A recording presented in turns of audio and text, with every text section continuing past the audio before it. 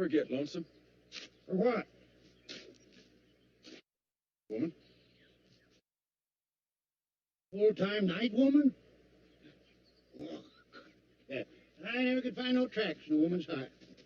I packed me a squaw for 10 years, Pilgrim. Cheyenne, she was.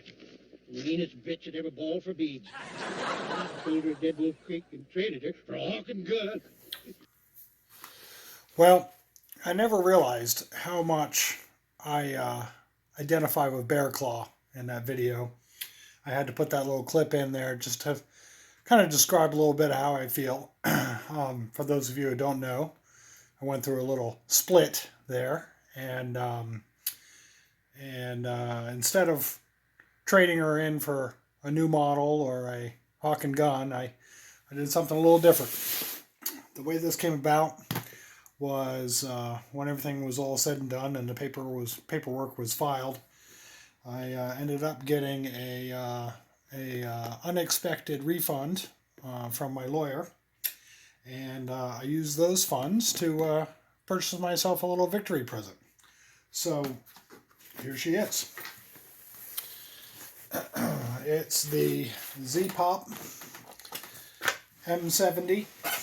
It's the new one. Very excited because it has the bulged trunnion and the chrome line barrel, and pretty excited about it. It's my first Soviet style weapon, and I kind of like it. I'm kind of kicking myself for not purchasing one sooner. It's, the Yugoslavian, so, finding parts kits for it for upgrading is a little difficult. But I kind of like it the way it is. I think I'm going to keep it in its original form here. I really like the wood. I like the wood grip. I was looking for an AK that had, nice wood like this and had the chrome bolt to give it that classic look. And this was really the only thing that was out there. And it was interesting because I had saw a video from AK Operators Union, and they were talking about this and putting this gun through the beginning of their testing. And everything that they had said about it was that everything that Rob had said about it said that it looked really promising and pretty exciting gun. So I put in at Classic Firearms for an email alert when they came in, and it was interesting because it was the very next day I got an email from them saying that they were in stock, and I got it on my way home from work. I pulled in the driveway. I got out of my car, went to my computer, opened up the website, and it said that they only had 3 left. So I don't know how fast they went. I don't know how many they had, but it didn't look like they were available for very long. So I bought one. I whipped out the credit card, bought one, used my extra money to pay for it, and then I purchased at the same time a case of ammo for it, and then I bought the scope riser and this Urban Tactical scope here, which is a little cheapy, but it actually works really well. So I'm actually pretty pleased with it. And I got the mount, the scope, the 1,000 rounds of ammo, all within a couple days of each other. But it took about 2 weeks to get the actual rifle shipped from Classic Firearms. So they were quick on the ammo, and then Optics Planet was pretty quick on the scope. The rail came from UTV. I think I also got that from Optics Planet, and I got those fairly quickly. I had to wait a while for the gun, but that's okay because it's worth it in the end. I've put probably 300 rounds through it, and got it sighted in, and it's grouping about 4-inch groups with steel cased ammo at 100 yards, which is perfectly reasonable for me. I really like it. It's got, it feels comfortable. The trigger is amazing. The trigger on this thing is just fantastic. It came with 1 magazine, but I bought a few extra. Let's see here. This is the one. Yeah, this is the one it came with. classic AK-47 look to it. Really like it. I also bought a whole bunch of Korean manufactured magazines, but to be honest with you, I haven't had any problems, no failure to feeds, no failure to eject, no problems with it, with any of the magazines. I've tested them all, and I haven't had any problems, so they all fit wonderful. So it's got a bolt hold open on the safety, which is sort of a new thing, but it actually works quite nice. Let's see, from tip to butt here, it has the slant muzzle brake on the front. Has a standard AK front sight post, standard AK gas tube. It does come with the cleaning rod, which I thought was interesting that a lot of them aren't coming with cleaning rods these days. It has that bolt hold open safety lever.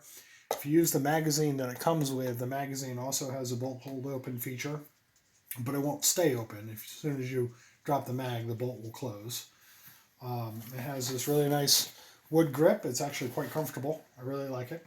The trigger is amazing. Like I said, it's just, you just squeeze it and, maybe 5 pounds and it goes off. The only thing that I think I'm going to change is the scope riser here. You can see on the riser that it's really high. I have to have sort of a chin weld on the stock to kind of look through it. I'm going to get one of those RS Regulate scope mounts that is lower and goes over the top and specifically designed for the Yugoslavian AKs.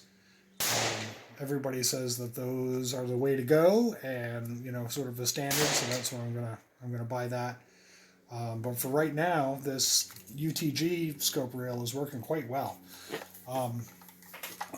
Just so that you know, the Yugoslavian rail mounts are different than the standard Soviet ones. So if you're going to buy a Zastava Arms firearm, just know that you really need to find a rail that specifically says that it works with the Yugoslavian style rail mounts.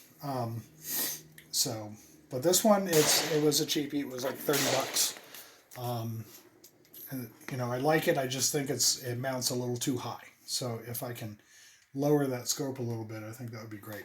Has a sling swivel here on the back, sling swivel here on the front, a sling ring really, not a swivel. Does not have a trap in the buttstock, but that's okay. But it's actually quite a nice firearm. I'll roll in some shooting footage. I got it shooting now consistently about 4 inches at 100 yards. I did have one group today that was about 2 inches at 100 yards, which was pretty good. And that's with steel cased FMJ ammo. I don't know if that's because of the chrome line barrel or if that's just sort of standard with these things, but it's actually shooting really well. I have a steel target, and that steel target swinging plate, I can hit it just about every time. I have to favor a little bit to the left, but I can hit it, 30 rounds in a magazine, I'll hit it 20 times for sure. So I don't really, I haven't had any issues whatsoever with the gun. So I'm told that after 1,000 rounds or so, the bolt that goes and screws in here loosens up, but it's just a simple matter of tightening it. Everything else is fine. Great little rifle. I think it looks great. Came with a lot of cosmoline, but once you clean the cosmoline off, it looks fantastic. It looks great. The fit and finish is really, quite nice. I can't see anything wrong with it at all. The rivets are excellent. They're all very well done. Not overpressed, not underpressed. They seem to. They're not rattling, not holding, or not holding. Not holding in. It's just kind of a great gun. Really enjoying it right now. The sight is it's an NC Star, so it's definitely bottom of the line.